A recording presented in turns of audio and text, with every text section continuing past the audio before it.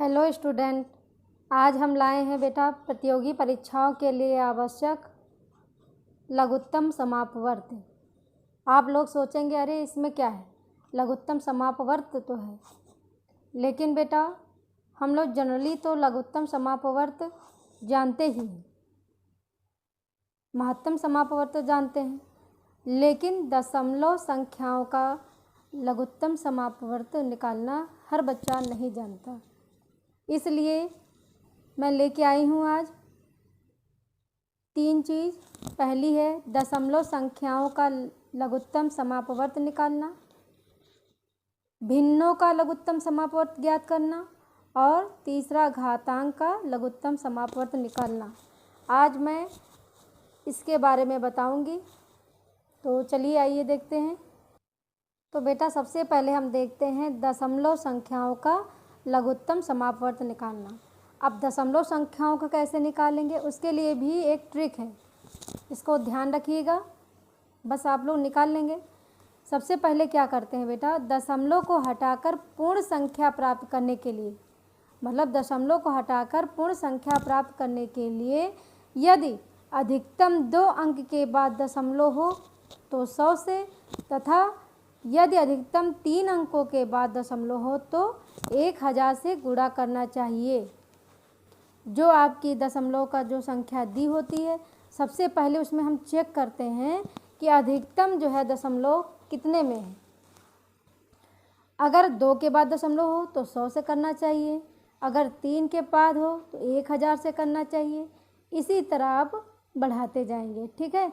चलिए आपको एग्जाम्पल द्वारा समझाते हैं। अब बेटा जैसे एक एग्जाम्पल दिया है 3.6, 0.72 और 2.4 का लघुत्तम समापवर्त ज्ञात करना है।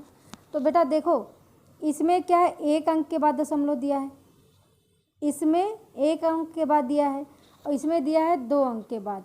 तो इन तीनों में अधिकतम कौन हुआ, ये हुआ, मतलब अधिकतम अंक वाला दशमलव, ठीक है। अगर इसी में अधिकतम 3 अंक वाला होता तो उसको 1000 से मल्टीप्लाई करते। इसमें अधिकतम कितना है, 2 अंक के बाद दशमलव है, तो इसको क्या करेंगे बेटा, 100 से गुणा करेंगे, ठीक है। इसको क्या करेंगे, 100 से, ये जितनी भी संख्याएं दी हुई हैं इसको 100 से मल्टीप्लाई करेंगे। 3.6 को अगर 100 से करेंगे तो कितना आ जाएगा, 3600। 1 के बाद दशमलव लगा है, लगा देंगे। 0.72 इसको 100 से मल्टीप्लाई करेंगे तो हो गया 7200, और जो है 2 के बाद दशमलव है तो यहाँ पे लगा देंगे। और 2.4 गुणे 100 है, इसको मल्टीप्लाई किया तो हुआ 2400, 1 के बाद दशमलव है, लगा दिया। तो हमको संख्या क्या मिल गई बेटा, 360, 72 और 240। अब ये मिल गया, इसका तो लघुत्तम समापवर्त निकालना सभी जानते होंगे। तो चलिए आइए आगे देखते हैं। अब बेटा यहाँ पे 360, 72 और 240, इसका तो लघुत्तम समापवर्त आप लोग निकाल लेते हो। तो इसका लघुत्तम समापवर्त आया बेटा 720। लेकिन यहीं पे ट्रिक है, अब 720 आया है, अब हमें क्या करना है, लेकिन हमको तो दशमलव में लाना है। तो दशमलव में लाने के लिए क्या करेंगे, इसको फिर वापस से दशमलव में लाने के लिए 100 से इसको भाग दे देंगे। जब 100 से भाग दे देंगे तो आपके पास मिलेगा 7.2। तो समझ में आ गया कि दशमलव संख्याओं का लघुत्तम समापवर्त कैसे निकालना है। चलिए आइए अपना दूसरा टॉपिक देखते हैं। आपका दूसरा टॉपिक है बेटा भिन्नों का लघुत्तम समापवर्त ज्ञात करना। अब भिन्नों का लघुत्तम समापवर्त कैसे ज्ञात करेंगे, तो चलिए आइए देखते हैं। इस सूत्र को याद कर लीजिए, कितना भी बड़ा लघुत्तम समापवर्त ज्ञात करना हो आराम से निकाल सकते हैं। क्या होता है फॉर्मूला, भिन्नों का लघुत्तम समापवर्त बराबर अंशों का लघुत्तम समापवर्त, अंश समझ रहे होंगे, अंशों का लघुत्तम समापवर्त और हरों का जो है महत्तम। इस चीज़ को ध्यान दीजिएगा, हर का निकालना है महत्तम समापवर्त और अंश का निकालना है लघुत्तम समापवर्त। चलिए आइए एक एग्जाम्पल द्वारा समझते हैं इसको। देखिए बेटा, ये दिया है 4/5, 6/25, 8/15। अब इसका लघुत्तम समापवर्त क्या है पूछ रहा है, तो इसको करने के लिए आप सूत्र ये याद रखेंगे, अंशों का लघुत्तम समापवर्त। अंश कौन सा है, 4, 6, 8। इसका क्या निकालेंगे बेटा, लघुत्तम समापवर्त इसका निकालेंगे, 4, 6, 8 का लघुत्तम निकालेंगे, ठीक है, लासा निकालेंगे। और हरों का महत्तम समापवर्त, हर क्या है 5, 25, 15, ये आपके 5, 25, 15 का क्या निकालना है, मासा मतलब महत्तम समापवर्तन निकालना है, ठीक है। तो 4, 6, 8 का लासा लघुत्तम समापवर्तन निकला। अब तो निकाल ही लेते हैं 4, 6, 8 का लघुत्तम समापवर्त, तो ये आया 24। और 5, 25, 15 का महत्तम समापवर्त कितना आया, 5। चलिए आप बता देते हैं। जैसे बेटा दिया है 4, 6, 8, इसका तो आप लासा निकाल लेते हैं कितना, 2 दूनी 4, 2 तिया 6, 2 चौक 8, 2 से फिर 2 1 कम 2,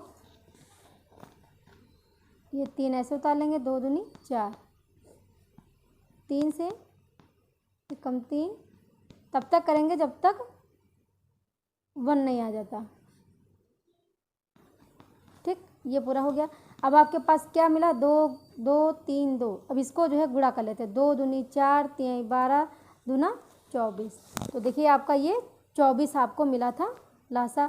अब मासा कैसे निकालते हैं, 5, 25, 15, देखिए इधर 5, 25 और 15 का पहले क्या करेंगे, 5 का फैक्टर करेंगे तो कितना होगा, 1 गुणे कितना आएगा, 1 आएगा और गुणे 5, ठीक। 25 का कितना आएगा, 5 गुणे 5। 15 का कितना आएगा, 5 गुणे 3। अब इसमें क्या होता है, हाईएस्ट कॉमन फैक्टर, मतलब जो हाईएस्ट होता है, देखिए इसमें जो तीनों में सेम होता है, देखिए इधर ये कॉमन, ये देखिए 5 तीनों में है ना, तो इसका जो है मासा कितना निकला, 5। तो इस तरह आप इसका मासा निकाल सकते हो, ठीक है। अब चलिए आइए देखते हैं अगला। अब देखते हैं बेटा घातांक का लघुत्तम समापवर्त निकालना। घातांकों का कैसे निकालते हैं पहले समझ लेते हैं। जब दिए गए पदों का आधार, आधार आप जानते हो किसको बोलते हैं, ये मैं बता रही हूँ। जब दिए गए पदों का आधार मतलब उसको बेस बोलते हैं, समान हो तो अधिकतम घात वाला पद या मतलब संख्या ही दिए गए पदों का लघुत्तम समापवर्त होगा। समझिए पहले, बेस मतलब क्या होता है, कहीं लिखा हो 2 की घात 3, तो ये आपका क्या हो गया बेटा, बेस, ठीक है। ये आपका, और ये ऊपर को क्या बोलते हैं, इसको घात बोलते हैं, ठीक है। तो क्या कह रहा है, जब दिए गए पदों का आधार, ये जो मतलब ये आधार है, बेस समान हो तो अधिकतम घात वाला पद संख्या ही दिए गए पदों का लघुत्तम समापवर्त होगा। तो चलिए उदाहरण द्वारा समझते हैं इसको। तो चलिए ये पहला देखते हैं। दिया है 7 स्क्वायर, 7 की घात 3, 7 की घात 7 और 7 की घात 10। अब कह रहा है इसका लघुत्तम समापवर्त कितना होगा। मैंने क्या बोला था, जब बेस समान हो, बेस क्या है, ये 7, 7, 7, ये क्या है आपका बेटा, बेस है, तो अधिकतम घात वाला। अब इसमें देखिए घात कितनी अधिकतम है, 2, 3, 7, 10। अधिकतम का घात किसकी है, 10 की है। मतलब बेस अगर समान है हो तो क्या करेंगे, अधिकतम घात वाला ही क्या हो जाता है आपका लघुत्तम समापवर्त। तो इसमें लघुत्तम समापवर्त कितना हो गया, 7 की घात 10। तो समझ आ गया होगा। चलिए सेकेंड एग्जाम्पल देते हैं। 5 की घात -7, 5 की घात -4, 5 की घात -1, 5 की घात -5 का लघुत्तम समापवर्त। अब इसमें देखिए सबसे अधिक कौन सा है, कंफ्यूज मत होइएगा। कुछ बच्चे हैं कंफ्यूज होते हैं, जैसे जो बच्चे मैथ नहीं है जिनके पास, तो इसको समझ लीजिएगा बेटा। सबसे 0 आप जानते हो, 0 से ऊपर आप +1, +2, +3, +4 ये आप जानते हो। 0 से जितना भी ऊपर जाएगा तो आपका जो हो जाएगा ये +2 हो जाएगा, ठीक है।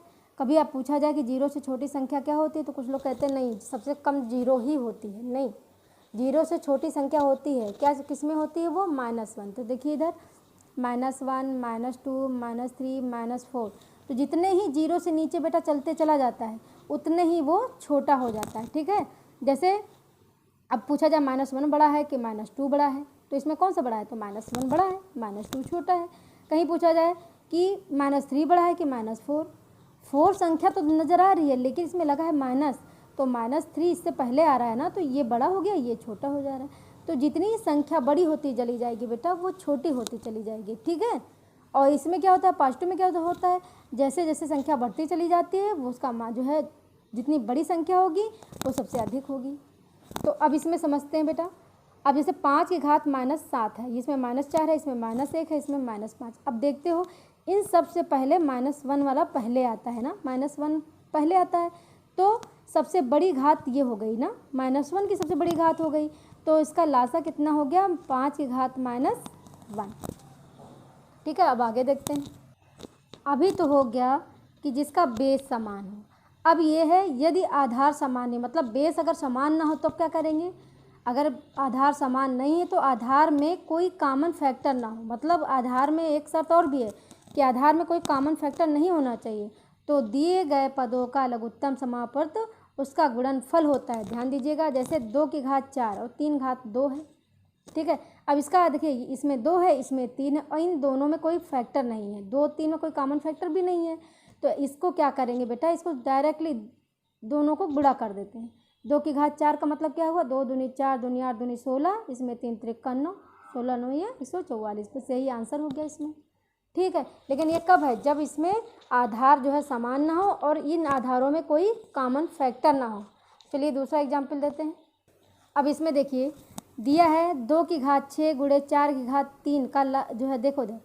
अब इसमें आधार 2 है 4 है, अगर इसमें कॉमन लेना चाहे तो 2 हो सकता है। तो इसमें क्या है, इसमें हम नहीं निकाल, इसका लासा जो है नहीं निकाल सकते। 2 की घात 6 गुणे 4 की घात 3 का लासा 2 की घात 6 गुणे 4 की घात 3 नहीं होगा, क्योंकि दोनों ही एक ही संख्या 64, मतलब देखिए इधर इसको जब गुणा करेंगे पूरा तो ये 64 आएगा, इसका भी 64 आएगा, को सूचित करता है।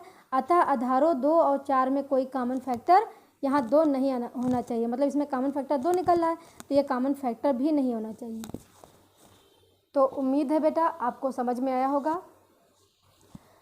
अगर आपने इसको पसंद किया तो मैं अगला टॉपिक, अगला वीडियो बनाऊंगी इसी पे, महत्तम समापवर्तक और ट्रिक पे आधारित बनाऊंगी कि जो प्रतियोगी परीक्षाओं के लिए आवश्यक है।